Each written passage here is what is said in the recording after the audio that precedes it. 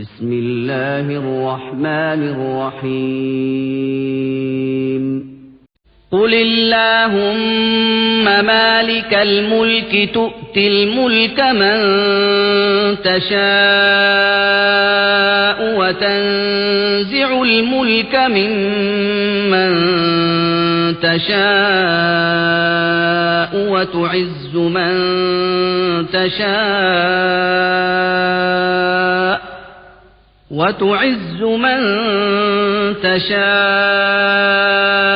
وتذل من تشاء بيدك الخير إنك على كل شيء قدير الحمد لله والصلاة والسلام على رسول الله وعلى آله وصحبه الفائزين برضا الله ومن أحسن قولا ممن دعا إلى الله وعمل صالحا وقال إنني من المسلمين. വേദിയിലിരിക്കുന്ന ബഹുമാന്യരെ, പ്രിയപ്പെട്ട സഹോദരന്മാരെ, സഹോദരിമാരെ, അസ്സലാമു അലൈക്കും. പ്രപഞ്ചനാഥനായ ഏകനായ സ്രഷ്ടാവ് അല്ലാഹുവിൽ നിന്നുള്ള സമാധാനമുണ്ടാകട്ടെ. കേരള നദുവത്തുൽ മുജാഹിദിന്റെ സംസ്ഥാന സമ്മേളനവുമായി ബന്ധപ്പെട്ട് കേരളത്തിൽ ഇസ്ലാഹി പ്രസ്ഥാനത്തിന്റെ ചരിത്രത്തെ സംബന്ധിച്ചുള്ള റിനൈസൻസ് എക്സിബിഷന്റെ ഉദ്ഘാടനമാണ് കഴിഞ്ഞത്. റിനൈസൻസ് എന്ന പദത്തിന്റെ അർത്ഥം നവോത്ഥാനം എന്നാണ്. മനുഷ്യ സ്പന്ദനം നിലനിൽക്കുന്ന കാലത്തോളം പ്രസക്തവും പ്രായോഗികവുമായ ഖുർആനിക പ്രവാചക കൽപ്പനകൾക്കൊരു നവോത്ഥാനത്തിന്റെ അനിവാര്യതയില്ല. എന്നാൽ ഇസ്ലാമിക കൽപ്പനകളെ വിസ്മരിച്ചും അതിനെ സംബന്ധിച്ചറിയാതെയും ജീവിക്കുന്ന ഒരുപാട് മുസ്ലിങ്ങളുള്ള ഈ കാലഘട്ടത്തിൽ ഖുർആനിക പ്രവാചക കൽപ്പനകൾക്കനുസൃതമായി സംസ്കരിക്കുകയും പരിവർത്തിപ്പിക്കുകയും ഉയർത്തുകയും ചെയ്യുന്ന മുസ്ലിങ്ങളെ വാർത്തെടുക്കുവാൻ ഒരു റിനൈസൻസ്, ഒരു നവോത്ഥാനം അനിവാര്യമാണ്. ഒരു നൂറ്റാണ്ടിന് മുൻപ് ഇസ്ലാഹി പ്രസ്ഥാനം ആരംഭിച്ച നവോത്ഥാനം ഇന്നും തുടർന്നുകൊണ്ടിരിക്കുന്നു. അതിന് ഉജ്ജ്വലമായ വിജയങ്ങൾ കണ്ടെത്തുകയും ചെയ്തിട്ടുണ്ട്.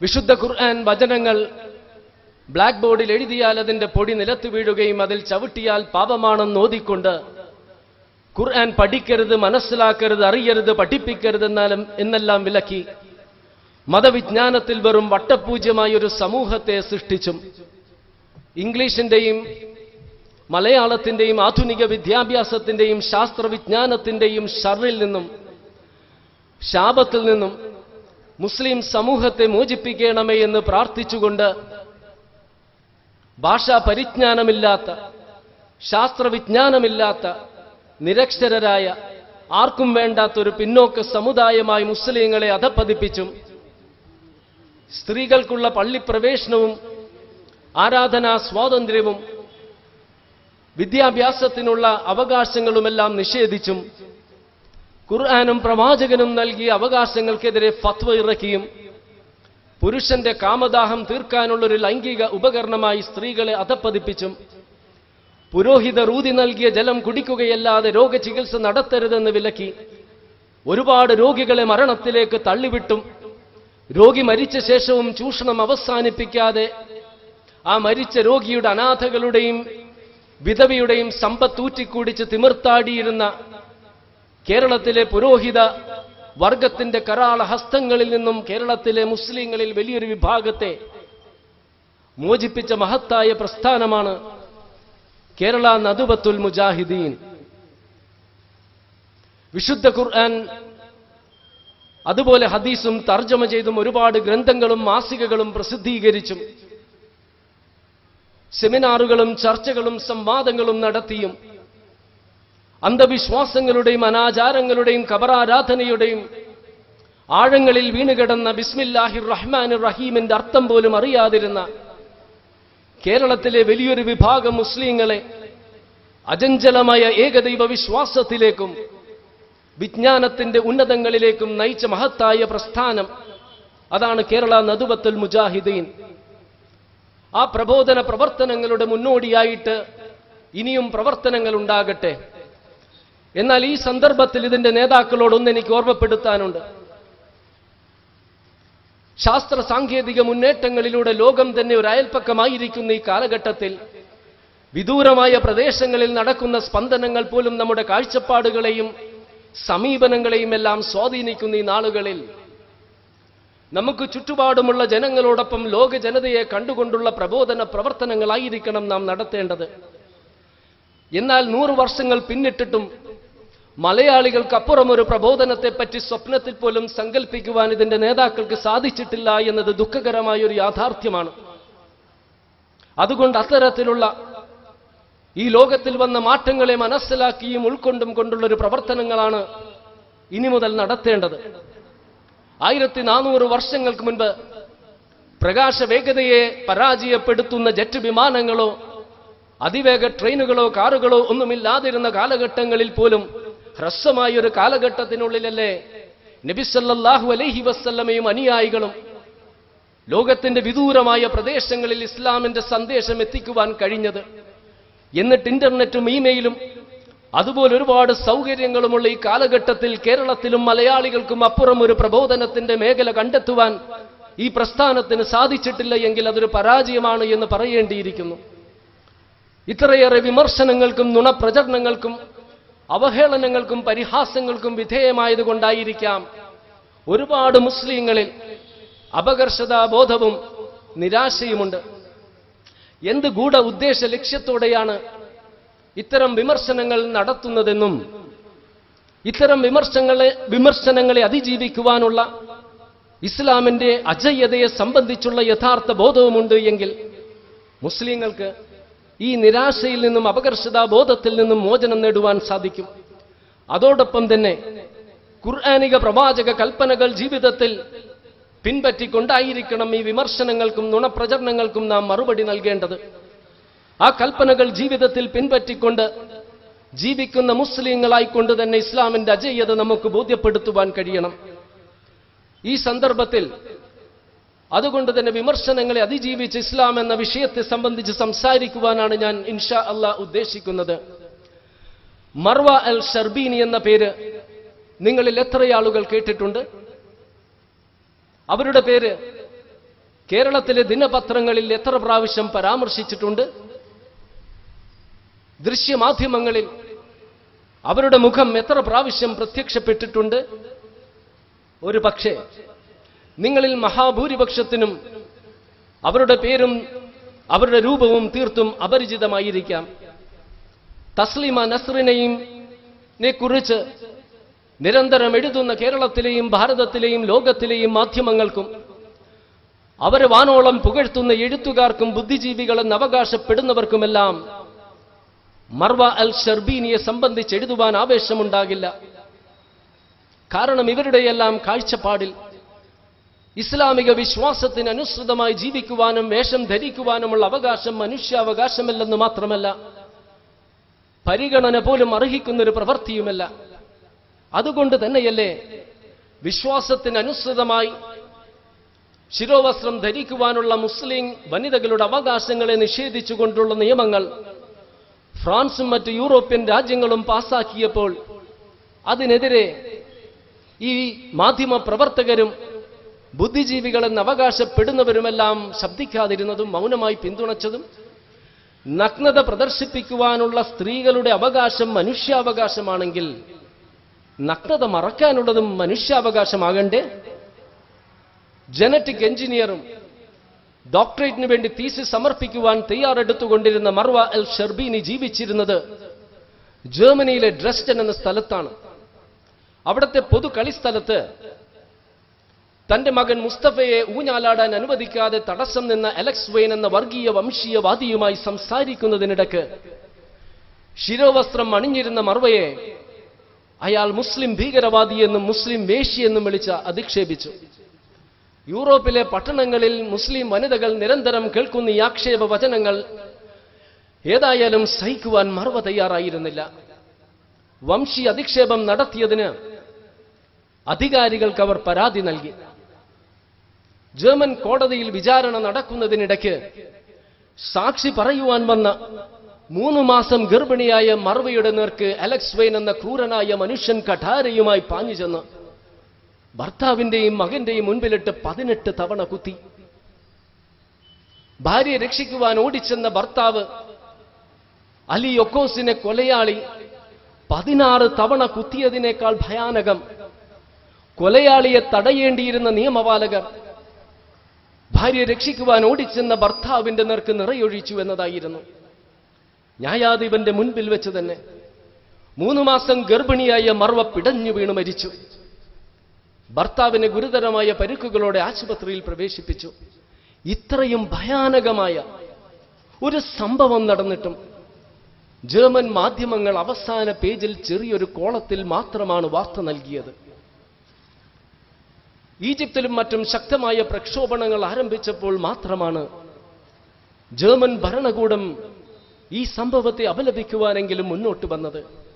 തന്റെ വിശ്വാസത്തിനനുസൃതമായി ജീവിക്കുവാനും വേഷം ധരിക്കുവാനുമുള്ള അവകാശത്തിനു വേണ്ടി ധീരമായി പടപൊരുതി രക്തസാക്ഷിത്വം വരിച്ച മർവയുടെ ധീരതയും സഹനവും കാണാത്ത, തന്നെ നൊന്ത് പ്രസവിക്കുകയും തോളിലേറ്റിയും കൈപിടിച്ചും നടത്തിയ പ്രിയപ്പെട്ട ഉമ്മയെ തന്റെ കൺമുൻപിലിട്ട് ക്രൂരനായ കൊലയാളി ഭയാനകമായി കുത്തിമലർത്തുന്ന പൈശാചികമായ കാഴ്ച കാണേണ്ടി വന്ന കൊച്ചുകുട്ടി മുസ്തഫയുടെ ഹൃദയനൊമ്പരം മനസ്സിലാക്കാത്ത, ഭാര്യയെ രക്ഷിക്കുവാൻ ഓടിച്ചെന്നുവെന്നൊറ്റ കുറ്റത്തിന് കൊലയാളിയോടൊപ്പം ചേർന്ന് നിയമപാലകരുടെ തോക്കിൽ നിന്നും ഉതിർന്നു വീണ വെടിയുണ്ടകളും ഏറ്റുവാങ്ങേണ്ടി വന്ന ഭർത്താവിന്റെ വേദന മനസ്സിലാക്കാത്ത, മർവയുടെ ഗർഭപാത്രത്തിൽ വെച്ച് തന്നെ എന്നേക്കുമായി ശ്വാസം നിലച്ചുപോയ ഗർഭസ്ഥ ശിശുവിന്റെ കേൾക്കാതെ പോയ കരച്ചിൽ കേൾക്കാത്ത ലോകമാധ്യമങ്ങളും പാശ്ചാത്യ ഭരണകൂടങ്ങളുമെല്ലാം ഇറാനിൽ വധിക്കപ്പെട്ട നേതാ ആഗാ സുൽത്താനയുടെ കണ്ണുനീർ കണ്ടു. അതിന് അവരുടേതായ കാരണങ്ങളുണ്ടായിരുന്നു. 2009 ഇറാനിൽ നടന്ന തെരഞ്ഞെടുപ്പിൽ അമേരിക്കൻ പാശ്ചാത്യ ഭരണകൂടങ്ങൾക്ക് ഇഷ്ടമില്ലാതിരുന്ന അഹമ്മദ് നജാദ് വിജയിച്ചത് സഹിക്കുവാൻ സാധിക്കാതെ തിരഞ്ഞെടുപ്പ് നീതിപൂർവകമല്ല എന്ന വാദവുമായി പരാജിതരായവരെ പ്രകോപിപ്പിച്ചുകൊണ്ട് പ്രക്ഷോഭണങ്ങൾ ആരംഭിച്ചു. ഈ പ്രക്ഷോഭണങ്ങളിൽ പോലും പങ്കെടുക്കാതെ തന്റെ സംഗീത അധ്യാപകനുമായി എങ്ങോട്ടോ പോകുന്നതിനിടയിൽ പ്രക്ഷോഭണം മൂലമുണ്ടായ ഗതാഗത കുരുക്കിൽ നേതാ ആഗാ സുൽത്താന സഞ്ചരിച്ച വാഹനം പെടുന്നു. നിശ്ചലമായ വാഹനത്തിൽ നിന്നും പുറത്തിറങ്ങി അവരുടെ നേർക്ക് ഏതോ അജ്ഞാതൻ നിറയൊഴിച്ചു. അത് ഇറാനിയൻ പടയാളികളാണെന്നും പ്രക്ഷോഭണത്തിൽ പങ്കെടുത്ത മറ്റാരോ ആണെന്നും അതല്ല മുൻ വൈരാഗ്യത്തിൽ വേറെ ആരോ ചെയ്തതാണെന്നുമുള്ള വാദങ്ങളുണ്ട്. ഏതായാലും അഹമ്മദ് നജാദിന്റെ ക്രൂരതയുടെ പ്രതീകമായി ലോകമാധ്യമങ്ങളും പാശ്ചാത്യ ഭരണകൂടങ്ങളും ഈ പ്രശ്നത്തെ ഉയർത്തിക്കാണിച്ചു. യാതൊരു പ്രക്ഷോഭണത്തിലും പങ്കെടുക്കാതെ യാദൃശ്ചികമായി മരിക്കേണ്ടി വന്ന നേതാ ആഗാ സുൽത്താനക്ക് നൽകിയ വാർത്താ പ്രാധാന്യത്തിന്റെ 1000-1 പോലും പ്രാധാന്യം തന്റെ വിശ്വാസത്തിനു വേണ്ടി ജീവൻ ബലി കൊടുത്ത മർവ അൽ ഷർബീനിക്ക് മാധ്യമങ്ങൾ നൽകിയില്ലെന്ന് മാത്രമല്ല, അവരെ ക്രൂരമായി വധിച്ച അലക്സ് വെയ്നെ ഒരു ഭീകരവാദി എന്ന് പോലും മാധ്യമങ്ങൾ വിളിച്ചില്ല. ഇനി മറ്റൊരു സംഭവം ഞാൻ ഉണർത്താം. 2009 ജൂലൈ 22-ാം തീയതി നോർവേയിലെ തലസ്ഥാനമായ ഓസ്ലോയിലുണ്ടായ ബോംബ് സ്ഫോടനങ്ങളിൽ 8 പേർ മരിക്കുകയും ഒട്ടനവധി ആളുകൾക്ക് പരിക്കേൽക്കുകയും ചെയ്തു. സ്ഫോടനങ്ങൾ നടന്ന ഉടനെ തന്നെ ആ സ്ഫോടനങ്ങളുടെ പിന്നിൽ മുസ്ലിം ഭീകരവാദികളാണ് എന്ന് ലോകമാധ്യമങ്ങൾ വിധിയും പ്രഖ്യാപിച്ചു. എന്നാൽ ഓസ്ലോ സ്ഫോടനം നടന്ന് മണിക്കൂറുകൾക്കകം തന്നെ നോർവേയിലെ ഒരു ഒഴിഞ്ഞ ദ്വീപായ ഉട്ടോയ ദ്വീപിൽ നടന്നുകൊണ്ടിരുന്ന ലേബർ പാർട്ടിയുടെ യുവജന സംഗമത്തിലേക്ക് അതേ കൊലയാളി യന്ത്രത്തോക്കുമായി കടന്നു ചെന്ന് അവിടെ കൂടിയിരുന്നവർക്കെതിരെ നിറയൊഴിച്ചു. 69 പേർ മരിക്കുകയും ഒട്ടനവധി ആളുകൾക്ക് പരിക്കേൽക്കുകയും ചെയ്തു. കൊലയാളിയായ ആൻഡസ് ബെറിംഗ് ബ്രാജ്വിക്കിനെ കീഴടക്കി ചോദ്യം ചെയ്തപ്പോഴാണ് ലോകമറിയുന്നത് അയാളൊരു മുസ്ലിമല്ലെന്ന് മാത്രമല്ല, നോർവേ ചർച്ചിലെ അംഗവും കടുത്ത ഇസ്ലാമിക വിരോധിയും ലോക ക്രൈസ്തവ സാമ്രാജ്യത്തിനു വേണ്ടി പ്രവർത്തിക്കുന്ന ഭീകരവാദിയുമായിരുന്നു. ഓസ്ലോ സ്ഫോടനം നടന്ന ഉടനെ തന്നെ അതിന്റെ പിന്നിൽ മുസ്ലിം ഭീകരവാദികളാണെന്ന് പ്രഖ്യാപിച്ച അതേ മാധ്യമങ്ങൾ തന്നെ കൊലയാളി ക്രിസ്ത്യൻ പേരുള്ളയാളാണെന്ന് അറിഞ്ഞപ്പോൾ അയാളെ ക്രിസ്ത്യൻ ഭീകരവാദി എന്ന് വിളിച്ചില്ല, മറിച്ച് വലതുപക്ഷ തീവ്രവാദി എന്ന ഓമനപ്പേരാണ് നൽകിയത്. അന്നഹു മൻ ഖതല നഫ്സൻ ബിഗൈരി നഫ്സിൻ ഔ ഫസാദിൻ ഫിൽ അർളി ഫകഅന്നമാ ഖതല അന്നാസ ജമിയ വമൻ അഹ്യാഹാ ഫകഅന്നമാ അഹ്യ അന്നാസ ജമിയ. ഭൂമിയിൽ അതിക്രമം പ്രവർത്തിച്ചതിന്റെ പേരിലോ ഒരു നിരപരാധിയെ വധിച്ചതിന്റെ പേരിലോ അല്ലാതെ ഒരു ജീവൻ എടുക്കുന്നത് മൊത്തം മനുഷ്യ സമൂഹത്തെയും വധിക്കുന്നതിന് തുല്യമാണെന്നും ഒരു ജീവൻ രക്ഷിക്കുന്നത് മൊത്തം മനുഷ്യ സമൂഹത്തെയും രക്ഷിക്കുന്നതിന് തുല്യമാണെന്നും 5-ാം അധ്യായത്തിലെ 32-ാം വചനത്തിലൂടെയും അതുപോലെ തന്നെ ഒരു ജനതയോടുള്ള വെറുപ്പ്, അവരോട് അതിക്രമം കാണിക്കാൻ പ്രേരിപ്പിക്കരുതെന്ന് 5-ാം അധ്യായത്തിലെ 8-ാം വചനത്തിലൂടെയും ഉണർത്തുന്ന വിശുദ്ധ ഖുർആൻ, ആ ഖുർആൻ ഒരിക്കലും നിരപരാധികളെ വധിക്കാൻ അനുവദിക്കുന്നില്ല എന്നറിയുന്നവരാണ് ലോകമാധ്യമ പ്രവർത്തകർ. എന്നിട്ടും എന്തേ ഈ തരം താഴ്ന്ന സമീപനം അവർ ഇസ്ലാമിനോട് സ്വീകരിക്കുന്നത്? 13 മാസം പ്രായമായ പെൺകുഞ്ഞിനെ വധിച്ച പീറ്റർ ഒ കീഫി എന്നയാളുടെ പ്രവൃത്തിയെ സംബന്ധിച്ച് പാശ്ചാത്യ മാധ്യമങ്ങൾ എഴുതിയത് ഫാദർ കിൽഡ് ഹിസ് ഡോട്ടർ, പിതാവ് മകളെ വധിച്ചു എന്നതായിരുന്നു. എന്നാൽ യൂനസ് എന്നയാൾ തന്റെ മകളെ വധിച്ചതിനെ സംബന്ധിച്ച് ഇതേ മാധ്യമങ്ങൾ എഴുതിയത് മുസ്ലിം കിൽഡ് ഹിസ് ഡോട്ടർ, മുസ്ലിം തന്റെ മകളെ വധിച്ചു എന്നതായിരുന്നു. പീറ്റർ ഒ കീഫിയും യൂനസും ചെയ്ത പ്രവർത്തികൾ ഒന്ന് തന്നെയെങ്കിൽ പീറ്റർ എന്ന ക്രിസ്ത്യൻ പേരുള്ളയാൾ ചെയ്തപ്പോൾ അത് പിതാവ് ചെയ്ത പ്രവൃത്തിയും യൂനസ് എന്നയാൾ ചെയ്തപ്പോൾ അത് മുസ്ലിം ചെയ്ത പ്രവൃത്തിയുമാകുന്നത് എങ്ങനെ? ഇസ്ലാം പെൺകുഞ്ഞുങ്ങളെ വധിക്കുന്നുവെന്ന ധാരണ പരത്തുവാനല്ലേ മാധ്യമങ്ങൾ ഇതിലൂടെ ശ്രമിച്ചത്? വിശുദ്ധ ഖുർആൻ 17-ാം അധ്യായത്തിലെ 31-ാം വചനത്തിൽ ഉണർത്തുന്നില്ലേ, വലാ തഖ്തുലൂ ഔലാദകും ഖശ്യത ഇംലാകിൻ നഹ്നു നർസുഖുഹും വഇയ്യാകും ഇന്ന ഖതലഹും കാന ഖിതുവൻ കബീറ. ദാരിദ്ര്യത്തെ ഭയന്ന് നിങ്ങൾ സന്താനങ്ങളെ വധിക്കരുത്, അങ്ങനെ വധിക്കുന്നത് ഭീമമായ തെറ്റാണ്, അവർക്കും നിങ്ങൾക്കും ജീവിത വിഭവങ്ങൾ നൽകുന്നത് നാമാണ്. സന്താനങ്ങളെ, പെൺകുഞ്ഞുങ്ങളെ വധിക്കാൻ ഇസ്ലാം അനുവദിക്കുന്നില്ല എന്ന് വ്യക്തമായി അറിയുന്നവരല്ലേ ലോകമാധ്യമ പ്രവർത്തകർ? എന്നിട്ടും എന്തേ ഈ നീചമായ സമീപനം അവർ ഇസ്ലാമിനോട് സ്വീകരിക്കുന്നത്?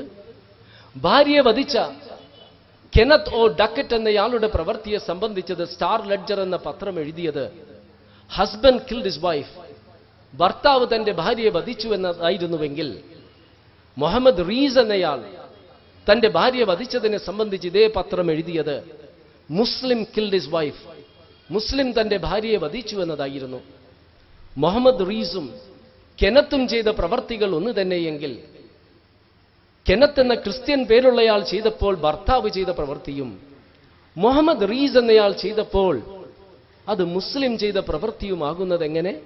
ഇസ്ലാം ഭാര്യയെ വധിക്കാൻ അനുവദിക്കുന്നുവെന്ന ധാരണ പരത്തുവാനല്ലേ മാധ്യമങ്ങൾ ഇതിലൂടെ ശ്രമിച്ചത്? വആശിറുഹുന്ന ബിൽ മഅറൂഫ്, നിങ്ങളുടെ ഇണയോട് ഏറ്റവും നല്ല രീതിയിൽ പെരുമാറണമെന്ന് വിശുദ്ധ ഖുർആൻ 4-ാം അധ്യായത്തിലെ 19-ാം വചനത്തിലൂടെയും ഖിയാറുക്കും ഖിയാറുക്കും ലിനിസായിക്കും, നിങ്ങളിൽ ഏറ്റവും ഉത്തമൻ നിങ്ങളുടെ ഭാര്യയോട് ഏറ്റവും ഉത്തമമായ രീതിയിൽ പെരുമാറുന്നവനാണ് എന്ന് നബി സല്ലല്ലാഹു അലൈഹി വസല്ലമയും ഉണർത്തിയിരിക്കുന്നു. പെൺകുഞ്ഞുങ്ങളെ വധിക്കാൻ അല്ലെങ്കിൽ ഭാര്യയെ വധിക്കാൻ ഇസ്ലാം അനുവദിക്കുന്നില്ല എന്നറിയുന്നവരല്ലേ ലോകമാധ്യമ പ്രവർത്തകർ? എന്നിട്ടും എന്തേ ഈ നീചമായ സമീപനം അവർ ഇസ്ലാമിനോട് സ്വീകരിക്കുന്നു? എന്തേ എന്ന് ചോദിച്ചാൽ അതാണ് മുസ്ലിങ്ങളായ നാം പ്രബോധനത്തിന് ഇറങ്ങുമ്പോൾ മനസ്സിലാക്കേണ്ടത്. ഇസ്ലാമിനെ സംബന്ധിച്ച് തെറ്റിദ്ധാരണ പരത്തിക്കൊണ്ട് മറ്റുള്ളവർ ഇസ്ലാം സ്വീകരിക്കാതിരിക്കുവാനും മുസ്ലിങ്ങൾ ഇസ്ലാമിക വിശ്വാസത്തിൽ നിന്നും അടർന്നു പോകുവാനുമുള്ള ഗൂഢമായ ഉദ്ദേശ ലക്ഷ്യത്തോടെയാണ് ഇവർ ഇത് നടത്തുന്നത്. ഇസ്ലാമിന്റെ ഏത് തത്വത്തെയാണ് ലോകമാധ്യമങ്ങളും ഭരണകൂടങ്ങളും കുത്തകകളും ലോക ബാങ്കിംഗ് വ്യവസ്ഥകൾ നിയന്ത്രിക്കുന്ന ശൈലോകുമാരും ഭയക്കുന്നത് എന്ന് ചോദിച്ചാൽ അതൊരിക്കലും ഇസ്ലാമിന്റെ അടിസ്ഥാന തത്വമായ തൗഹീദ്, ഏകദൈവ വിശ്വാസത്തെയല്ല. കാരണം ലോകത്തിലെ പ്രമുഖ മതങ്ങളുടെയെല്ലാം മഹാഭൂരിപക്ഷം അനുയായികളും തങ്ങളുടെ ആരാധനയുടെ ആത്യന്തികമായ ലക്ഷ്യം ഏകദൈവ വിശ്വാസത്തിൽ എത്തിച്ചേരണമെന്ന് ആഗ്രഹിക്കുന്നവരാണ്. ഇനി തങ്ങളുടെ മതത്തോടുള്ള അഭിനിവേശമാണോ ഇസ്ലാമിനെതിരെ നുണപ്രചരണങ്ങളുമായി രംഗത്ത് വരുവാൻ ഇക്കൂട്ടരെ പ്രേരിപ്പിക്കുന്നതെന്ന് ചോദിച്ചാൽ അതുമല്ല. കാരണം അമേരിക്കയിലെയും യൂറോപ്പിലെയും മഹാഭൂരിപക്ഷം മനുഷ്യർക്കും തങ്ങളുടെ മതവിശ്വാസത്തോട് വലിയ അഭിനിവേശമില്ലാത്തവരാണ്. ഒഴിഞ്ഞു കിടക്കുന്നതും പൂട്ടിക്കിടക്കുന്നതും വിൽക്കപ്പെടുന്നതും വിൽക്കുവാനായി പരസ്യപ്പെടുത്തിയിട്ടുള്ളതുമായ ദേവാലയങ്ങളുടെ എണ്ണം ദിനംപ്രതി വർദ്ധിക്കുന്നത് ഈ യാഥാർത്ഥ്യമാണ് നമ്മെ ബോധ്യപ്പെടുത്തുന്നത്. ഇനി മുസ്ലിങ്ങളിൽ തന്നെ ന്യൂനപക്ഷത്തിൽ ന്യൂനപക്ഷമായൊരു വിഭാഗം നടത്തുന്ന ഭീകര പ്രവർത്തനങ്ങളാണോ ഇസ്ലാമിനെതിരെ നുണപ്രചരണങ്ങളുമായി രംഗത്ത് വരുവാൻ ഇക്കൂട്ടരെ പ്രേരിപ്പിക്കുന്നതെന്ന് ചോദിച്ചാൽ അതുമല്ല. കാരണം നൂറ്റാണ്ടുകളായി ഭീകര പ്രവർത്തനങ്ങൾക്ക് ചുക്കാൻ പിടിക്കുന്നത് അമേരിക്കയും യൂറോപ്യൻ രാജ്യങ്ങളും അതുപോലെ കഴിഞ്ഞ നൂറ്റാണ്ട് മുതൽ ഇസ്രായേലുമാണ്. അതുകൊണ്ട് തന്നെയല്ലേ പലസ്തീൻ പോലുള്ള പ്രശ്നങ്ങൾ അവർ പരിഹരിക്കുവാൻ ശ്രമിക്കാത്തതും യുദ്ധോപകരണങ്ങളും സെക്യൂരിറ്റിക്കുള്ള ഉൽപ്പന്നങ്ങൾ വിറ്റഴിക്കുവാൻ വേണ്ടി ലോക ജനതയെ എപ്പോഴും അവർ ഭീകരതയുടെ മുൾമുനയിൽ നിർത്തുന്നതും മേലുദ്ധരിച്ച കാരണങ്ങളൊന്നുമല്ല ഇസ്ലാമിനും ഖുർആനും പ്രവാചകനും മുസ്ലിങ്ങൾക്കുമെതിരെ നുണപ്രചരണങ്ങളുമായി രംഗത്ത് വരുവാൻ ഇക്കൂട്ടരെ പ്രേരിപ്പിക്കുന്നതെങ്കിൽ പിന്നെ എന്താണ് ആ കാരണങ്ങൾ? ഇസ്ലാമിന്റെ അടിസ്ഥാനപരമായ വിശ്വാസ പ്രമാണങ്ങൾ അറിഞ്ഞുകൊണ്ട് അംഗീകരിക്കുന്ന മനുഷ്യരിൽ പരിവർത്തനമുണ്ടാകും. പരിവർത്തനങ്ങൾ ഉണ്ടായവരിൽ ധാർമ്മിക മൂല്യങ്ങളുണ്ടാകും. ധാർമ്മിക മൂല്യങ്ങൾ പുലർത്തുന്ന ജനസമൂഹങ്ങളെയാണ് ഇവരെല്ലാം ഭയക്കുന്നതും വെറുക്കുന്നതും എതിർക്കുന്നതും. ഉദാഹരണത്തിന് മദ്യം വാങ്ങുകയും വിൽക്കുകയും ചെയ്യാത്ത ജനസമൂഹങ്ങളാണ് നിലവിൽ വരുന്നതെങ്കിൽ മദ്യവിൽപ്പനയിലൂടെ ലഭിക്കുന്ന ലാഭം നഷ്ടപ്പെടുന്നതുകൊണ്ട് മദ്യ മുതലാളിമാർക്കും നികുതി നഷ്ടപ്പെടുന്നതുകൊണ്ട് പല ഭരണകൂടങ്ങൾക്കും പലിശ വാങ്ങുകയും കൊടുക്കുകയും ചെയ്യാത്ത ജനസമൂഹങ്ങളാണ് നിലവിൽ വരുന്നതെങ്കിൽ കഴുത്തറുപ്പൻ പലിശയിലൂടെ ലഭിക്കുന്ന കൊള്ളലാഭം നഷ്ടപ്പെടുന്നതുകൊണ്ട് ലോക ബാങ്കിംഗ് വ്യവസ്ഥകൾ നിയന്ത്രിക്കുന്നവർക്കും അതുപോലെ സാമ്പത്തിക ചൂഷണം അനുവദിക്കാത്ത ജനസമൂഹങ്ങളാണ് നിലവിൽ വരുന്നതെങ്കിൽ ഇത്തരം ചൂഷണങ്ങളിലൂടെ സമ്പത്ത് ശേഖരിക്കുവാനുള്ള അവസരങ്ങളും നഷ്ടപ്പെടുന്നതുകൊണ്ട് ലോക കുത്തകകൾക്കും നഗ്നത പ്രദർശിപ്പിക്കുന്നത് അനുവദിക്കാത്ത ജനസമൂഹങ്ങളാണ് നിലവിൽ വരുന്നതെങ്കിൽ പൈതങ്ങളുടെ പാൽക്കുപ്പിയുടെ പരസ്യങ്ങൾക്ക് പോലും അടിവസ്ത്രം മാത്രം ധരിച്ച പെൺകുട്ടികളുടെ പരസ്യങ്ങൾ ഉപയോഗിക്കുന്ന ലോക പരസ്യക്കാർക്കും അത്തരം പരസ്യങ്ങളിലൂടെ മാത്രം നിലനിൽക്കുന്ന മാധ്യമങ്ങൾക്കും ചാനലുകൾക്കും ഉണ്ടാകുന്ന ഭീമമായ നഷ്ടത്തെ ഭയന്നുകൊണ്ട് ഇക്കൂട്ടർക്കുമെല്ലാം ഇസ്ലാമിനെയും പ്രവാചകനെയും ഖുർആനെയും മുസ്ലിങ്ങളെയും എതിർക്കേണ്ടത് അവരുടെ നിലനിൽപ്പിന്റെ ആവശ്യമാണ്. എന്നാൽ മേലുദ്ധരിച്ച വിഭാഗങ്ങളിലൊന്നും പെടാത്തൊരു കൂട്ടരുണ്ട്. ഇവാഞ്ചലിസ്റ്റുകളിൽ നിന്നും മിഷണറിമാരിൽ നിന്നുമുള്ള ഒരു ചെറിയൊരു വിഭാഗം, അല്ലെങ്കിൽ പ്രബലമായൊരു വിഭാഗം എന്ന് കൂട്ടാം. എല്ലാ മിഷണറിമാരും ഇവാഞ്ചലിസ്റ്റുകളും ഇത്തരക്കാരാണെന്ന അഭിപ്രായം മുസ്ലിങ്ങൾക്കില്ല. കാടിനെയും കാറ്റിനെയും കടലിനെയും വിണ്ണിനെയും മണ്ണിനെയും പ്രാണനെയും പ്രാണിയെയും അങ്ങനെ സർവചരാചരങ്ങളെയും എല അനക്കത്തെയും ഗോളങ്ങളുടെയും നക്ഷത്രങ്ങളുടെയും ചലനങ്ങളെപ്പോലും നിയന്ത്രിക്കുന്ന ഏകനായ സ്രഷ്ടാവിനെ മാത്രം ആരാധിക്കണം, അവനോട് മാത്രം പ്രാർത്ഥിക്കണം, അവനോട് മാത്രം ദൈവിക സഹായം തേടണമെന്നും സ്രഷ്ടാവിനും സൃഷ്ടികൾക്കുമിടയിൽ ഇടനിലക്കാരില്ല എന്നെല്ലാമുള്ള യുക്തിഭദ്രമായ ഇസ്ലാമിലെ ദൈവവിശ്വാസത്തിന്റെ മുൻപിൽ ദൈവം മൂന്നാണെന്നും മൂന്നാണെങ്കിലും ഒന്നാണെന്നുമുള്ള യുക്തി കൊണ്ടും ബുദ്ധി കൊണ്ടും മനസ്സിലാക്കുവാൻ കഴിയാത്ത ദൈവവിശ്വാസത്തിന് പിടിച്ചു നിൽക്കാൻ കഴിയില്ല എന്ന അറിവിൽ നിന്നുള്ള അങ്കലാപ്പാണ് ഇസ്ലാമിനെതിരെ നുണപ്രചരണങ്ങളുമായി രംഗത്ത് വരുവാൻ ഇക്കൂട്ടരെ പ്രേരിപ്പിക്കുന്നത്.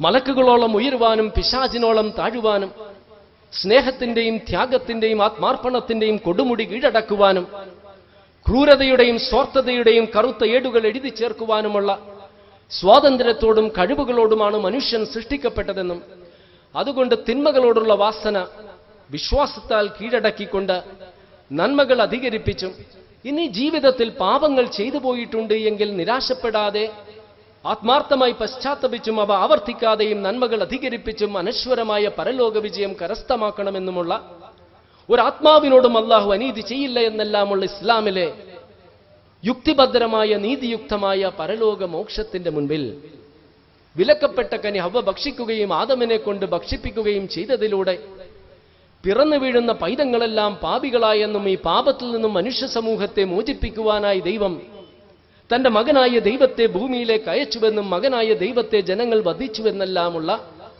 യുക്തി കൊണ്ടും ബുദ്ധി കൊണ്ടും മനസ്സിലാക്കുവാൻ കഴിയാത്ത മോക്ഷത്തിന്റെ മാർഗത്തിന്, ഇസ്ലാമിലെ നീതിയുക്തമായ മോക്ഷത്തിന്റെ മാർഗത്തിന് മുൻപിൽ പിടിച്ചു നിൽക്കാൻ കഴിയില്ല എന്ന തിരിച്ചറിവ് തന്നെയാണ് ഒരൊട്ടക കൊള്ളക്കാരനാൽ, ഒരു വ്യാജ പ്രവാചകനാൽ, നുണയനാൽ, അധർമ്മ വ്യക്തിയാൽ രചിക്കപ്പെട്ട അധർമ്മങ്ങൾ മാത്രം നിറഞ്ഞ അക്രമങ്ങൾ മാത്രം നിറഞ്ഞ ഗ്രന്ഥമാണ് ഖുർആൻ എന്ന നുണപ്രചരണങ്ങളുമായി രംഗത്ത് വരുവാൻ ഇക്കൂട്ടരെ പ്രേരിപ്പിച്ചിട്ടുള്ളത്. 1300 വർഷങ്ങൾക്ക് മുൻപ് ജോൺ ഓഫ് ഡമാസ്കസിൽ നിന്നും ആരംഭിച്ച് പിന്നീട് മേഴ്സായിയും പിന്നീട് ഹോഹിംഗറും പിന്നീട് നിക്കോള ഡി സേഴ്സിയിൽ നിന്നും തുടങ്ങി അത് അനസ്യൂതം തുടർന്നുകൊണ്ടിരിക്കുകയാണ്. ഇവരിൽ നിന്നുള്ള ആവേശം തന്നെയാണ് ഫ്ലോറിഡയിലെ ക്രിസ്ത്യൻ പാതിരി ടെറി ജോൺസിനെ കൊണ്ട് ഖുർആൻ പിശാചിന്റെ വചനങ്ങളാണെന്ന് പറയിപ്പിച്ചതും, ഖുർആൻ ബേണിംഗ് ഡേ, ഖുർആൻ കത്തിക്കുന്ന ദിനം പ്രഖ്യാപിച്ചുകൊണ്ട് അന്നേ ദിനം ഒരുപാട് ഖുർആനുകൾ കൂട്ടിയിട്ട് അഗ്നിക്കിരയാക്കിയതും. ഇവരിൽ നിന്നുള്ള ആവേശം തന്നെയാണ് മനുഷ്യ കുരുതിയുടെ കറുത്ത അധ്യായങ്ങൾ രചിച്ചുകൊണ്ടിരിക്കുന്ന അമേരിക്കൻ മെറീനുകളെ കൊണ്ട് ഖുർആൻ ക്ലോസറ്റുകളിലേക്ക് വലിച്ചെറിയിപ്പിച്ചതും, ഖുർആനിൽ മൂത്രമൊഴിപ്പിച്ചതും, ഖുർആൻ കൂട്ടിയിട്ട് നശിപ്പിച്ചതും. ഇവരിൽ നിന്നുള്ള ആവേശം തന്നെയാണ് ജീലാൻ പോസ്റ്റൻ മുതലായ പത്രങ്ങളെ കൊണ്ട് പ്രവാചകനെ ഭീകരവാദിയായി ചിത്രീകരിച്ചുകൊണ്ടുള്ള കാർട്ടൂണുകൾ പ്രസിദ്ധീകരിപ്പിച്ചതും. ഈ മിഷണറിമാരിൽ നിന്നുള്ള ആവേശം തന്നെയാണ് മീഡിയ ഓഫ് ക്രൈസ്റ്റ് പിന്നിൽ നിന്നും ചരട് വലിച്ചുകൊണ്ട് നെക്കോളെ ബാസ്റ്റേലി നെക്കോളെ എന്ന ക്രിമിനലിനെ കൊണ്ട് ഇന്നസെൻസ് ഓഫ് മുസ്ലിം എന്ന പ്രവാചകൻ എന്ന ചിത്രം നിർമ്മിപ്പിച്ചതും. ഇവരുടെ നിസ്സഹായാവസ്ഥ മനസ്സിലാക്കുവാൻ കഴിവുള്ള മുസ്ലിങ്ങൾക്ക് ഈ മിഷണറിമാരോടും ഇവാഞ്ചലിസ്റ്റുകളോടും സഹതപിക്കാം. എന്നാൽ എന്തും പറയുവാനും കാണിക്കുവാനും സ്വാതന്ത്ര്യമുണ്ടെന്ന് വാദിക്കുന്ന ആവിഷ്കാര സ്വാതന്ത്ര്യത്തിന്റെ വക്താക്കളോട് 2 വാക്ക് നമുക്ക് ചോദിക്കാനുണ്ട്. ഹിറ്റ്ലർ യഹൂദരെ കൂട്ടക്കൊല ചെയ്തതായി പറയപ്പെടുന്ന ഹോളോകോസ്റ്റ് നടന്നിട്ടില്ല എന്നാരെങ്കിലും പറഞ്ഞാൽ ശിക്ഷിക്കപ്പെടുന്ന കുറ്റകൃത്യമായി പല യൂറോപ്യൻ രാജ്യങ്ങളും നിയമങ്ങൾ കൊണ്ടുവന്നപ്പോൾ ഈ ആവിഷ്കാര സ്വാതന്ത്ര്യത്തിന്റെ വക്താക്കൾ എന്തുകൊണ്ട് ശബ്ദിച്ചില്ല? ഹോളോകോസ്റ്റ് ഊതിവീർപ്പിച്ചൊരു സങ്കല്പമാണ് എന്ന് വാദിച്ചതിന് ബ്രിട്ടീഷ് ചരിത്രകാരനായ ഡേവിഡ് ഇർവിങ്ങിനെയും ഫ്രഞ്ച് ചിന്തകനായ ഗറൌഡിയെയും ശിക്ഷിച്ചപ്പോഴും ഒരു യഹൂദനെ തമാശക്ക് പരിഹസിച്ചതിന് മുൻ ലണ്ടൻ മേയർ കെൻ ലിവിങ്സ്റ്റനെ ശിക്ഷിച്ചപ്പോഴും ഈ ആവിഷ്കാര സ്വാതന്ത്ര്യത്തിന്റെ വക്താക്കൾ എവിടെ പോയി? എന്തിനേറെ പ്രിൻസ് ചാൾസിന്റെയും പരേതയായ പ്രിൻസസ് ഡയാനയുടെയും മൂത്ത മകൻ പ്രിൻസ് വില്യമിന്റെ ഭാര്യ കെയ്റ്റ് എന്നറിയപ്പെടുന്ന കാതറിൻ മിഡിൽട്ടന്റെ നഗ്നചിത്രങ്ങൾ ഒരു ഫ്രഞ്ച് മാസിക പ്രസിദ്ധീകരിക്കാൻ പോയപ്പോൾ അതിനെതിരെ വിലക്കേർപ്പെടുത്തിയ ഫ്രഞ്ച് കോടതിയുടെ നടപടിയെ ഇവർ എതിർത്തില്ലല്ലോ. എന്നാൽ ഈ വിലക്ക്, ഈ ഉത്തരവ് വന്ന ദിവസങ്ങൾക്കകം തന്നെയല്ലേ ചാർലി ഹെബ്ദോ എന്ന് പറയുന്ന മറ്റൊരു ഫ്രഞ്ച് മാസിക നബി സല്ലല്ലാഹു അലൈഹി വസല്ലമയുടെ നഗ്ന കാർട്ടൂണുകൾ പ്രസിദ്ധീകരിക്കാൻ പോകുന്നുവെന്ന് പ്രസിദ്ധീകരിച്ചതും. ഇതിനെതിരെ വിലക്കേർപ്പെടുത്തുവാൻ കോടതി വിസമ്മതിക്കുകയാണ് ഉണ്ടായത്. 130 കോടിയിൽ പരം വരുന്ന മുസ്ലിങ്ങളുടെ ഹൃദയ നൊമ്പരം മനസ്സിലാക്കാത്ത, വേദനിക്കുന്ന മനസ്സുകളെ തിരിച്ചറിയാത്ത, വ്രണപ്പെട്ട വികാരങ്ങളെ ഉൾക്കൊള്ളുവാൻ കഴിയാത്ത ലോകമാധ്യമങ്ങൾക്കും ഭരണകൂടങ്ങൾക്കും പാശ്ചാത്യ നീതിപീഠങ്ങൾക്കുമെല്ലാം ഒരു രാജകുമാരിയുടെ അഴിഞ്ഞാടിയ ചിത്രം പ്രസിദ്ധീകരിക്കുവാൻ പോകുന്നുവെന്നറിഞ്ഞപ്പോൾ മനസ്സ് നൊമ്പരപ്പെട്ടു. പക്ഷെ ഇതൊന്നും തന്നെ അക്രമങ്ങൾ നടത്തുവാനും എംബസികൾ അഗ്നിക്കിരയാക്കുവാനും എംബാസിഡർമാരെ വധിക്കുവാനുമുള്ള യാതൊരു സ്വാതന്ത്ര്യവും മുസ്ലിങ്ങൾക്ക് നൽകുന്നില്ല. നബി സല്ലല്ലാഹു അലൈഹി വസല്ലമയെ വ്യാജപ്രവാചകനെന്നും കവിയെന്നും മാരണക്കാരനെന്നും പിശാച് ബാധിച്ചവനെന്നുമെല്ലാം ഖുറൈശികൾ വിളിച്ചതായി ഖുർആൻ ഉണർത്തുന്നില്ലേ? അവരെയെല്ലാം വധിക്കണമെന്ന് ഖുർആൻ കൽപ്പിച്ചിട്ടുണ്ടോ? എന്തിനേറെ അള്ളാഹുവിനെ ധിക്കരിക്കുക മാത്രമല്ല മനുഷ്യരെ വഴിപിഴപ്പിക്കുമെന്ന് വെല്ലുവിളിച്ച ഇബ്ലീസിനെ അള്ളാഹുവിനെ അവിടെ വെച്ച് നശിപ്പിക്കാമായിരുന്നു. അള്ളാഹു അതല്ല ചെയ്തത്. മറിച്ച് അള്ളാഹുവിന്റെ സന്ദേശങ്ങളെ വികൃതമാക്കുന്ന, അവന്റെ ദൂതന്മാരെ തെറ്റിദ്ധരിപ്പിക്കുന്ന ഇബ്ലീസുകൾ എന്നും ഉണ്ടാകുമെന്ന് മനുഷ്യ സമൂഹത്തിന് മുന്നറിയിപ്പ് നൽകി. ഇത് അംഗീകരിക്കുന്ന മുസ്ലിങ്ങൾക്ക് എങ്ങനെയാണ് ഇത്തരം ആളുകളോട് അക്രമങ്ങളിലൂടെ പ്രതികരിക്കുവാൻ സാധിക്കുന്നത്? വലാ തസുബുല്ലദീന യദ്ഊന മിൻ ദൂനില്ലാഹ്, വിശുദ്ധ ഖുർആൻ 6-ാം അധ്യായത്തിലെ 108-ാം വചനത്തിൽ ഉണർത്തുന്നുണ്ട്.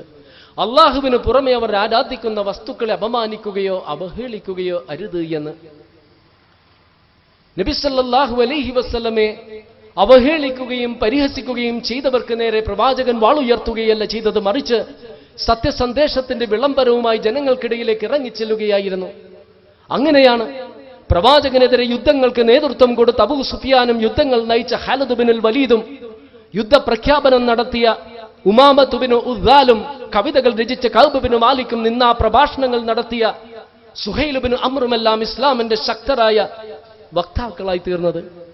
പ്രവാചകനെ നിന്ദിച്ചൊരു വ്യക്തിക്കെതിരെ വാളുയർത്തിയ മഹാനായ ഉമർ റളിയല്ലാഹു അൻഹുവിനെ തടഞ്ഞുകൊണ്ട് പ്രവാചകൻ പറഞ്ഞു, നാളെ ഒരു പക്ഷേ അള്ളാഹുവിന്റെ സന്നിധിയിൽ സത്യവിശ്വാസം സ്വീകരിച്ചുകൊണ്ടാണ് ആ വ്യക്തി വരുന്നതെങ്കിൽ എന്താണ് നീ പറയുവാൻ പോകുന്നത് എന്ന്. ഒരു പക്ഷേ അമേരിക്കയിലെ അംബാസഡർ ക്രിസ് സ്റ്റീവൻസൺ, ലിബിയയിൽ വധിക്കപ്പെട്ട അംബാസഡർ സത്യമതം സ്വീകരിക്കില്ല എന്ന് എന്താണ് ഉറപ്പ്? കീ കൊടുത്താൽ കറങ്ങുന്നവരും പാവകളാണ് മുസ്ലിങ്ങളെന്ന് തിരിച്ചറിയുന്ന ഇസ്ലാമിന്റെ ശത്രുക്കൾ മുസ്ലിങ്ങളെ പ്രകോപിപ്പിക്കുവാനും അതിലൂടെ അക്രമങ്ങളിലൂടെ നയിക്കുവാനും ഇസ്ലാമിനെ തെറ്റിദ്ധരിപ്പിക്കുവാനുമുള്ള ഗൂഢമായ ഉദ്ദേശ ലക്ഷ്യത്തോടെ നടത്തുന്ന നുണപ്രചരണങ്ങളാണിതെന്ന് എന്നാണ് നാം തിരിച്ചറിയാൻ പോകുന്നത്? ഇന്റർനെറ്റിന്റെയും മൊബൈൽ ഫോണുകളുടെയും മെസ്സേജുകളുടെയും ഇമെയിലുകളുടെയും കാലഘട്ടത്തിൽ നിമിഷങ്ങൾക്കുള്ളിൽ നുണകൾ ലോകത്തെമ്പാടും പ്രചരിപ്പിക്കുവാൻ കഴിയുന്ന സാഹചര്യത്തിൽ അക്രമങ്ങൾ കൊണ്ട് ഇവയെ നേരിടാൻ എങ്ങനെയാണ് നമുക്ക് സാധിക്കുക? ഉദാഹരണത്തിന്, കേരളത്തിലൊരാൾക്ക് നബി സല്ലല്ലാഹു അലൈഹി വസല്ലമയെ നിന്ദിച്ചുകൊണ്ടുള്ള ഒരു വീഡിയോ യൂട്യൂബിൽ അപ്ലോഡ് ചെയ്യാം. നിമിഷങ്ങൾക്കുള്ളിൽ അത് ലോകത്തെമ്പാടും പ്രചരിക്കും. അമേരിക്കയിലുള്ള ഒരാൾക്ക് അത് ഡൗൺലോഡ് ചെയ്തിട്ട് അയാളുടെ അക്കൗണ്ടിൽ വീണ്ടും അപ്ലോഡ് ചെയ്യാം. അപ്പോൾ യൂട്യൂബിൽ 2 വീഡിയോകൾ ഉണ്ടാകും. മതസ്പർദ്ധ ഉണ്ടാക്കിയതിന്റെ പേരിൽ ഭാരതത്തിലെ ഭരണകൂടത്തിന് വേണമെങ്കിൽ ആ വീഡിയോ നീക്കം ചെയ്യണമെന്ന് ഗൂഗിളിനോട് ആവശ്യപ്പെടാം. എന്നാൽ അമേരിക്കയിൽ അങ്ങനെ നിയമമില്ലാത്തത് കൊണ്ട് അങ്ങനെ ആവശ്യപ്പെടുവാനും സാധിക്കുകയില്ല. ഈ യാഥാർത്ഥ്യങ്ങളാണ് മുസ്ലിങ്ങളായി നാം മനസ്സിലാക്കേണ്ടത്. നബി സല്ലല്ലാഹു അലൈഹി വസല്ലം ഉണർത്തിയില്ലേ, യാതൊരു ഉപകാരവും ഗുണവുമില്ലാത്ത പ്രവൃത്തിയിൽ നിന്ന് മുസ്ലിങ്ങൾ മാറി നിൽക്കണമെന്ന്. ഇന്നസെൻസ് ഓഫ് മുസ്ലിം എന്ന ചിത്രത്തിന് ലക്ഷക്കണക്കിന് കാഴ്ചക്കാരെ ഉണ്ടാക്കിക്കൊടുത്തത് അതിന്റെ നിർമ്മാതാക്കളല്ല, ചിത്രത്തിന്റെ മേന്മയല്ല, അതിനെതിരെ യുക്തിഹീനമായി പ്രവർത്തിച്ച മുസ്ലിങ്ങളുടെ നടപടിയല്ലേ? അതുപോലെ തന്നെ തസ്ലിമ നസ്റിനും സൽമാൻ റുഷ്ദിക്കും ഇത്രയധികം വായനക്കാരെ ഉണ്ടാക്കിക്കൊടുത്തതും അവരുടെ രചനകളുടെ മേന്മയല്ല, അതിനെതിരെ പ്രതികരിച്ച മുസ്ലിങ്ങളുടെ നടപടിയല്ലേ? നാം ഒന്ന് മനസ്സിലാക്കുക, 1400 വർഷങ്ങളായി പ്രവാചകനെ അവഹേളിക്കുന്നു. നബി സല്ലല്ലാഹു അലൈഹി വസല്ലമയുടെ മഹത്വത്തിന് എന്നിട്ടും ഒരു കോട്ടം തട്ടിക്കുവാൻ ഇവരെ കൊണ്ട് സാധിച്ചിട്ടുണ്ടോ? ഇസ്ലാമിന്റെ മുന്നേറ്റത്തിനെ തടഞ്ഞു നിർത്തുവാൻ ഇവരെ കൊണ്ട് പറ്റിയിട്ടുണ്ടോ? പ്രവാചകനെതിരെ നൂറ്റാണ്ടുകൾക്ക് മുൻപ് നടത്തിയ രചനകളെല്ലാം ചരിത്രത്തിന്റെ ചവറ്റുകൊട്ടയിലേക്ക് വലിച്ചെറിയപ്പെട്ടുകൊണ്ടിരിക്കുന്നു. എന്നാൽ ഖുർആന്റെ അടിസ്ഥാനത്തിൽ പ്രവാചകൻ അള്ളാഹുവിന്റെ നിർദ്ദേശപ്രകാരം പ്രവാചകൻ നമുക്ക് കാണിച്ചു തന്ന മാതൃക 14 നൂറ്റാണ്ടുകൾ അതിജീവിച്ചുകൊണ്ട് ലോകത്തിന്നും മനുഷ്യരെ സംസ്കരിക്കുകയും ഉയർത്തുകയും പരിവർത്തിപ്പിക്കുകയും മനുഷ്യരുടെ ജീവിതങ്ങളെ നിയന്ത്രിച്ചും ചരിത്രത്തിന്റെ ഗതി തിരിച്ചും കൊണ്ടിരിക്കുന്നു. ഇത്രയേറെ അപമാനങ്ങൾക്കും അവഹേളനങ്ങൾക്കും പരിഹാസങ്ങൾക്കും വീസ അപേക്ഷ തിരസ്കരണത്തിനും തൊഴിൽ നിഷേധത്തിനും ഇരയാകേണ്ടി വന്നത് മറ്റേതെങ്കിലും മതവിഭാഗത്തിൽപ്പെട്ട ആളുകളായിരുന്നുവെങ്കിൽ എന്നേ അവർ ആ മതവിശ്വാസം ഉപേക്ഷിക്കുമായിരുന്നു. എന്നാൽ ഇസ്ലാമിന്റെ ചരിത്രം ബോധ്യപ്പെടുത്തുന്നത് മറ്റൊന്നാണ്. എല്ലാ തടസ്സങ്ങളെയും അതിജീവിച്ചുകൊണ്ട് ഇസ്ലാം മുന്നേറുകയാണ്. ഇന്റർനെറ്റിലെ സർവ്വവിജ്ഞാന കോശമായ വിക്കിപീഡിയയും ഗിന്നസ് ബുക്ക് ഓഫ് വേൾഡ് റെക്കോർഡ്സും ബ്രിട്ടീഷ് ബ്രോഡ്കാസ്റ്റിംഗ് കോർപ്പറേഷനും CNN-ഉം ഫോക്സ് ന്യൂസും എല്ലാം ഒരേ സ്വരത്തിൽ പറയുന്നു, Islam is the fastest growing religion in the world. ലോകത്തിൽ ഏറ്റവും വേഗതയിൽ വളർന്നുകൊണ്ടിരിക്കുന്ന മതം ഇസ്ലാമാണ് എന്ന്. 1400 വർഷങ്ങൾക്ക് മുൻപ് അള്ളാഹു നമുക്കൊരു വാഗ്ദാനം നൽകിയില്ലേ? യുരീദൂന ലിയുത്ഫിയു നൂറല്ലാഹി ബിഅഫ്വാഹിഹിം വല്ലാഹു മുത്തിമു നൂറിഹി വലൗ കരിഹൽ കാഫിറൂൻ. അള്ളാഹുവിന്റെ പ്രകാശത്തെ അണയ്ക്കുവാൻ കെടുത്തുവാൻ അവർ അവരുടെ വായകൾ കൊണ്ട് ശ്രമിക്കുന്നു. അവർ എത്ര ശ്രമിച്ചാലും അള്ളാഹു തന്റെ പ്രകാശത്തെ പൂർത്തീകരിക്കുക തന്നെ ചെയ്യുമെന്ന്. നിങ്ങളുടെ മുൻപിൽ 1400 വർഷങ്ങൾക്ക് മുൻപ് ഇന്നത്തെ കാഴ്ചപ്പാടിൽ പ്രാകൃതമെന്ന് കണക്കാക്കപ്പെടുന്ന അറേബ്യയിൽ നടന്നൊരു സംഭവം, ഒരുപാട് തവണ നിങ്ങൾ കേട്ടിട്ടുള്ളൊരു സംഭവം ഒന്നുകൂടി പറയട്ടെ. ഖത്താബിന്റെ മകൻ ഉമർ ധീരനും വീരനുമായിരുന്നു, ദിഷണാശാലിയും ആയോധന വിദഗ്ധനുമായിരുന്നു, മല്ലനും അധികായകനുമായിരുന്നു. അതോടൊപ്പം മുസ്ലിങ്ങളുടെയും പ്രവാചകന്റെയും കഠിന ശത്രുവും. പരമ്പരാഗത വിശ്വാസങ്ങളെ അള്ളിപ്പിടിക്കുന്നതിനോടും പൂർവികരെ അന്ധമായി പിന്തുടരുന്നതിനോടും നിർജീവ വസ്തുക്കളെ ആരാധിക്കുന്നതിനോടുമുള്ള ഇസ്ലാമിന്റെ എതിർപ്പ് ഉമറിനെ പ്രവാചകന്റെയും മുസ്ലിങ്ങളുടെയും ശത്രുവാക്കി തീർത്തു. ഖുറൈശികളിൽ ഭിന്നിപ്പുണ്ടാകുവാൻ തുടങ്ങിയപ്പോൾ ഇതിന് കാരണക്കാരനായ മുഹമ്മദിന്റെ അന്ത്യം കുറിക്കുമെന്ന് തീരുമാനിക്കുകയും ഈ തീരുമാനം സാക്ഷാത്കരിക്കുവാൻ ഊരിപ്പിടിച്ച വാളുമായി പാഞ്ഞുപോകുന്ന ഉമറിനെ അബ്ദുള്ളയുടെ മകൻ നുആം കാണുന്നു. എങ്ങോട്ട് പോകുന്നുവെന്ന ചോദ്യത്തിന് ഉത്തരം, മുഹമ്മദിന്റെ ശിരസ്സറുക്കാൻ ഈ വാളുകൊണ്ട് ഞാനത് നിർവഹിക്കും. അവൻ ഖുറൈശികളെ ഭിന്നിപ്പിക്കുന്നു, അവരുടെ ദൈവങ്ങളെ നിരാകരിക്കുന്നു, പൂർവികരെ ധിക്കരിക്കുന്നു. ഉമറിനെ പിന്തിരിപ്പിക്കുവാനുള്ള എല്ലാ ശ്രമങ്ങളും പരാജയപ്പെട്ടപ്പോൾ ധൈര്യം സംഭരിച്ചുകൊണ്ട് നുആം പറഞ്ഞു, എങ്കിൽ നീ ആദ്യം പോയിട്ട് നിന്റെ സഹോദരിയെയും ഭർത്താവിനെയും നേരെയാക്ക്. എന്റെ സഹോദരിയെയോ എന്ന ഉമറിന്റെ ചോദ്യത്തിന് നുആം മറുപടി പറഞ്ഞു, അതെ, നിന്റെ സഹോദരിയും ഭർത്താവും മുഹമ്മദിനെ അംഗീകരിച്ചിരിക്കുന്നു.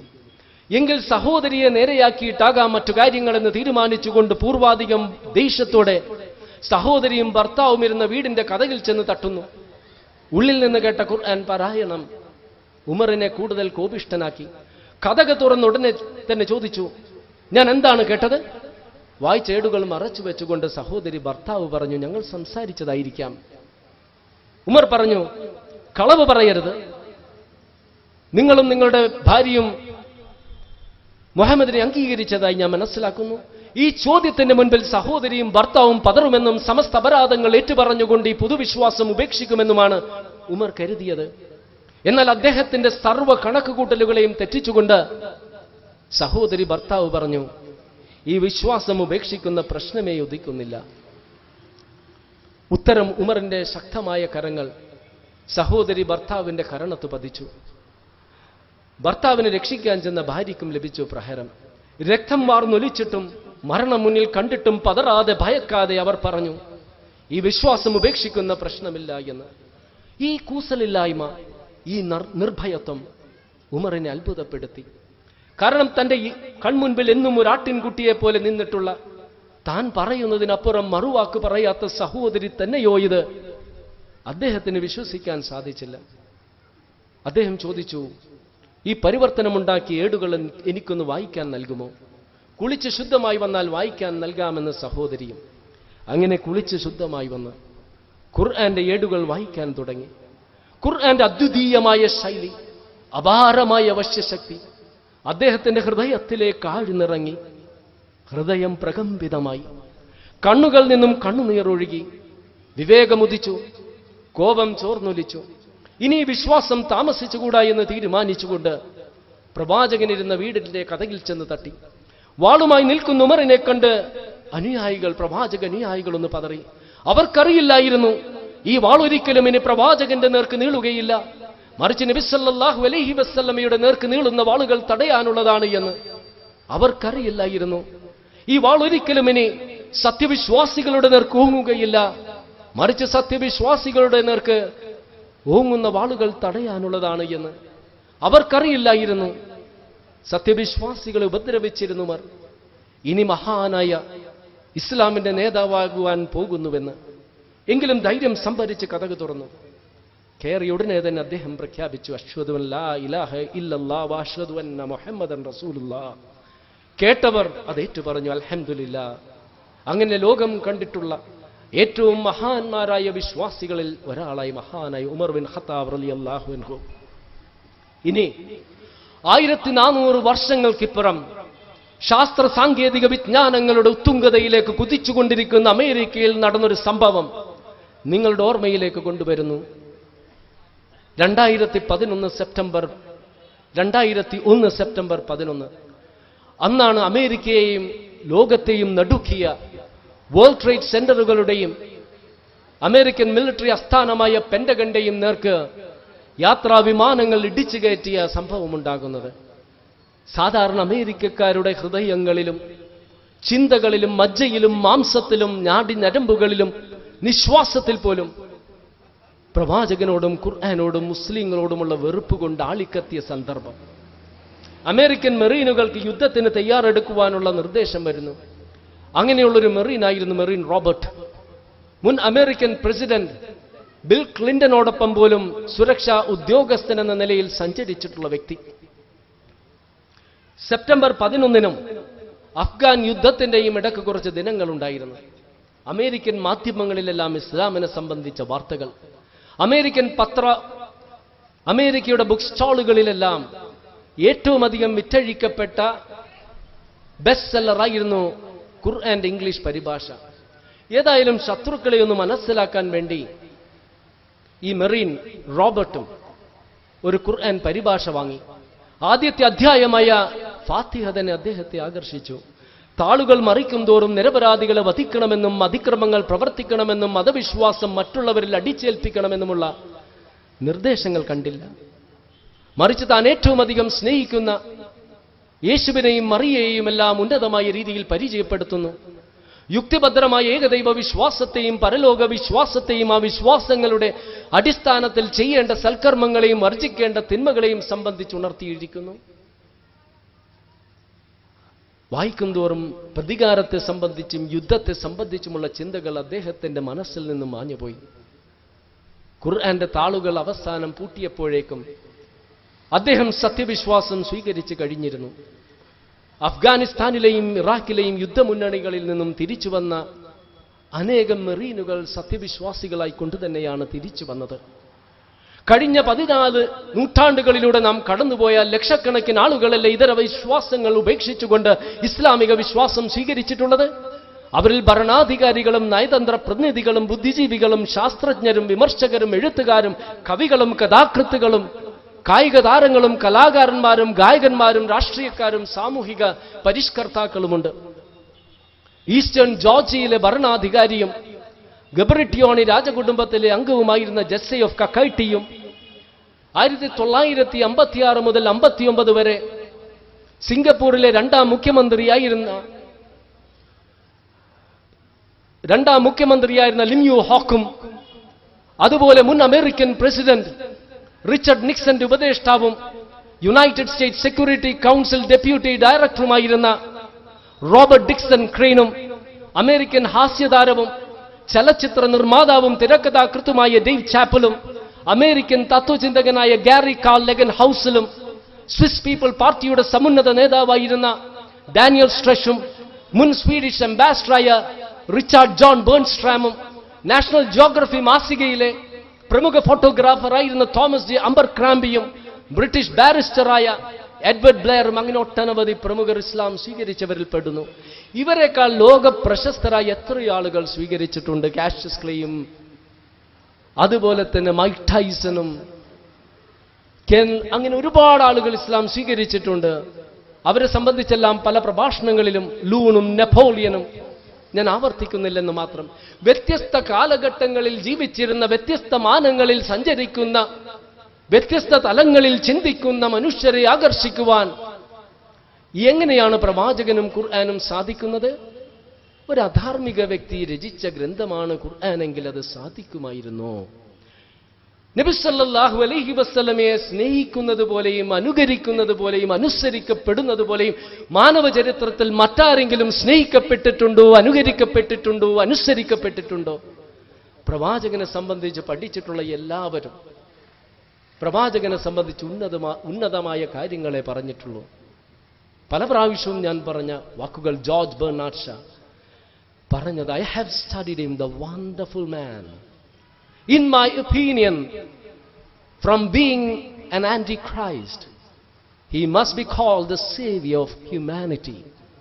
ഞാൻ അദ്ദേഹത്തെ പഠിച്ചിട്ടുണ്ട്. മനുഷ്യ വിസ്മയമാണ് അദ്ദേഹം.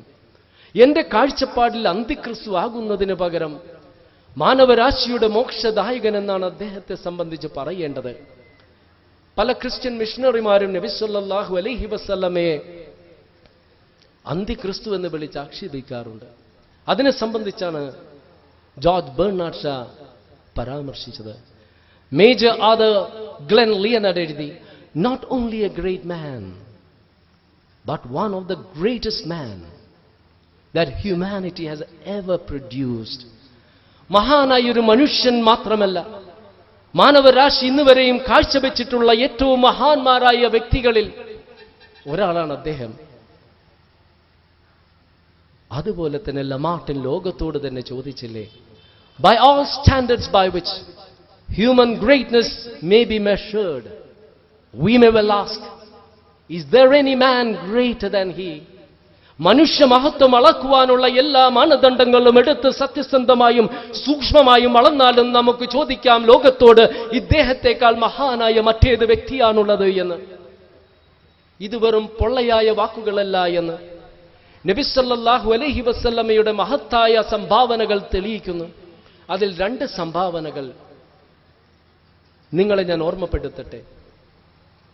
മനഃശാസ്ത്രജ്ഞരും സാമൂഹിക പരിഷ്കർത്താക്കളും ഒരേ സ്വരത്തിൽ പറയുന്നു, മദ്യത്തിൽ നിന്നും ലഹരി പദാർത്ഥങ്ങളിൽ നിന്നും നിങ്ങൾ മാറി നിൽക്കണം. മദ്യലഹരിയിൽ ഒരുപാട് ബലാത്സംഗങ്ങളും കൊലപാതകങ്ങളും കലഹങ്ങളും അപകട മരണങ്ങളും വിവാഹമോചനങ്ങളും രോഗങ്ങളും ഉണ്ടാകാം. ശ്രീനാരായണ ഗുരുവും മഹാത്മാഗാന്ധിജിയും ഇത് തന്നെ ഉണർത്തി. എന്നാൽ ഭാരതത്തിലും കേരളത്തിലും മദ്യത്തിന്റെ ഉപയോഗം ഭയാനകമായ രീതിയിൽ വർദ്ധിച്ചുകൊണ്ടിരിക്കുന്നു. 14 നൂറ്റാണ്ടുകൾക്ക് മുൻപ് വിശുദ്ധ ഖുർആന്റെ കൽപ്പന വരേണ്ട താമസം നബി സല്ലല്ലാഹു അലൈഹി വസല്ലമ ജനങ്ങളോട് പറയുന്നു, മദ്യം നിഷിദ്ധമാണ് എന്ന്.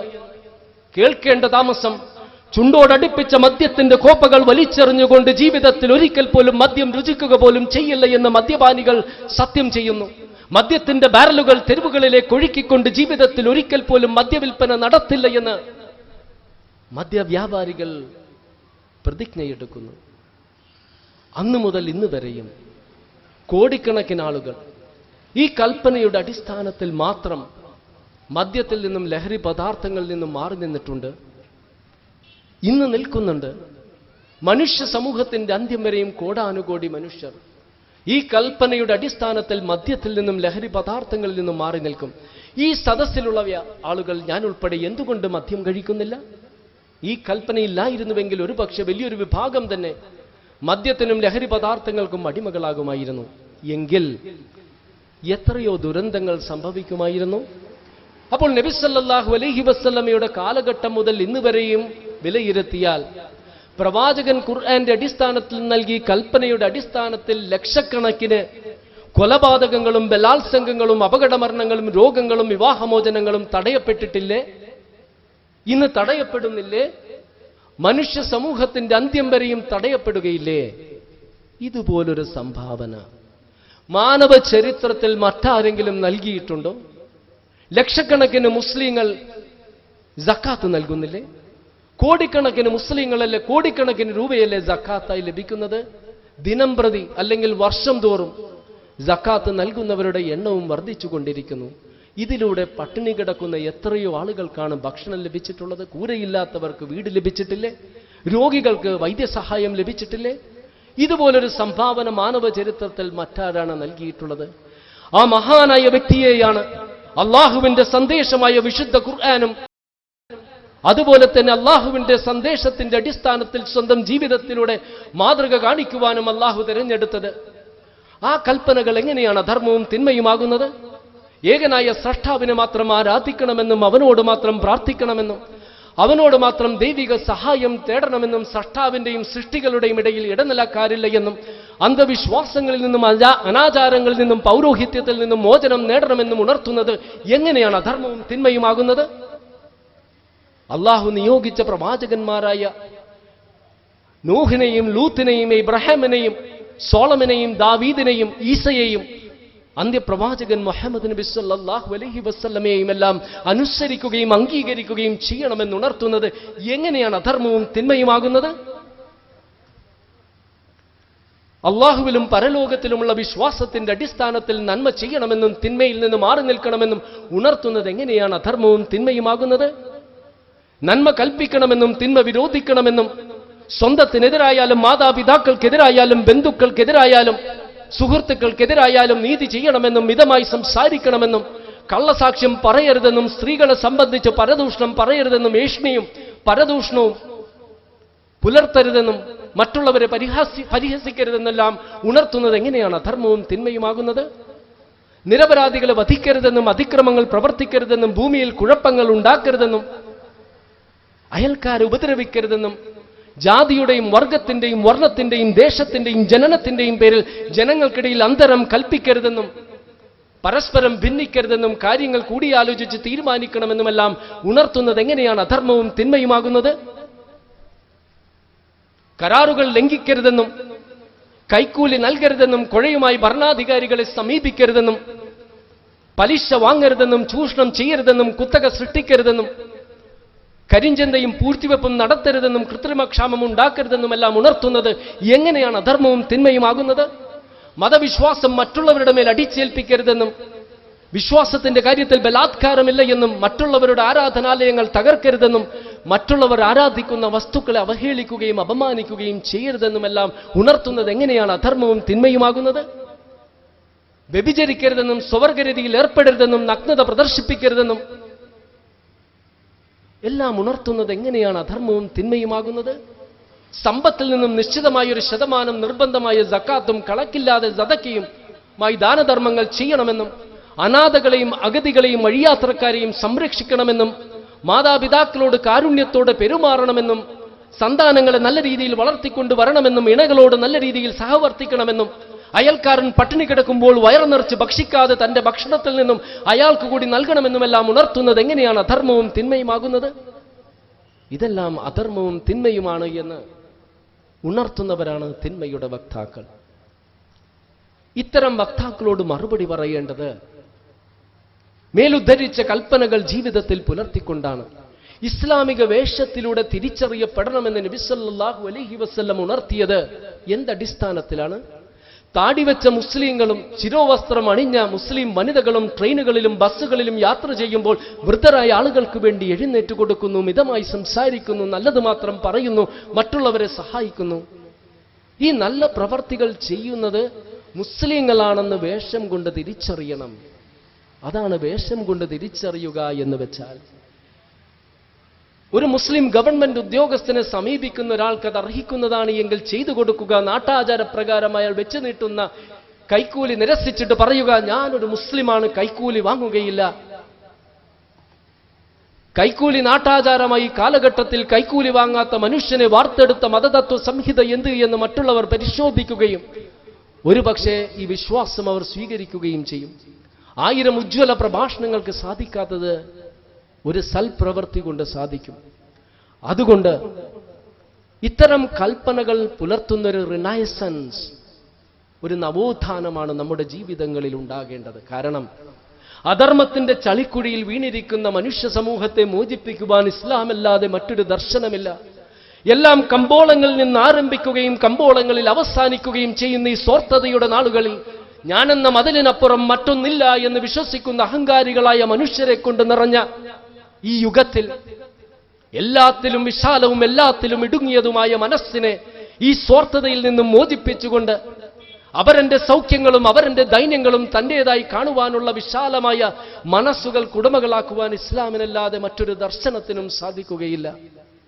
കഞ്ഞിവെള്ളം കുടിക്കാതെ പൈതങ്ങൾ പിടയുമ്പോഴും കടത്തിണ്ണ വീടാക്കി സഹോദരിമാർ മയങ്ങുമ്പോഴും കളിപ്പാട്ടങ്ങളും ലാളനകളും കവർന്നെടുത്തുകൊണ്ട് പെൺകുഞ്ഞുങ്ങളെ ഇളമാംസ വിൽപ്പനക്കെറിയുമ്പോഴും ഇതൊന്നും കണ്ടില്ല എന്ന് നടിക്കുന്ന പ്രതികരണശേഷി നഷ്ടപ്പെട്ട മനുഷ്യരെ കൊണ്ട് നിറഞ്ഞ ഈ അധർമ്മത്തിന്റെ കാലഘട്ടത്തിൽ നന്മ കൽപ്പിക്കുകയും തിന്മ വിരോധിക്കുകയും ചെയ്യുന്ന മനുഷ്യരെ വാർത്തെടുക്കുവാൻ ഇസ്ലാമല്ലാതെ മറ്റൊരു ദർശനവുമില്ല.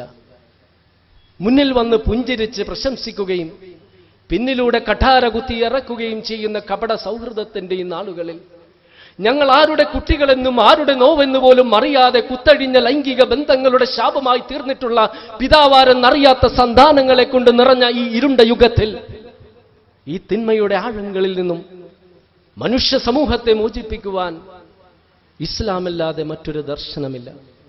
ഈ യാഥാർത്ഥ്യം തിരിച്ചറിഞ്ഞുകൊണ്ടുള്ള പ്രബോധന പ്രവർത്തനങ്ങളായിരിക്കണം ഈ പ്രസ്ഥാനം നടത്തേണ്ടത്.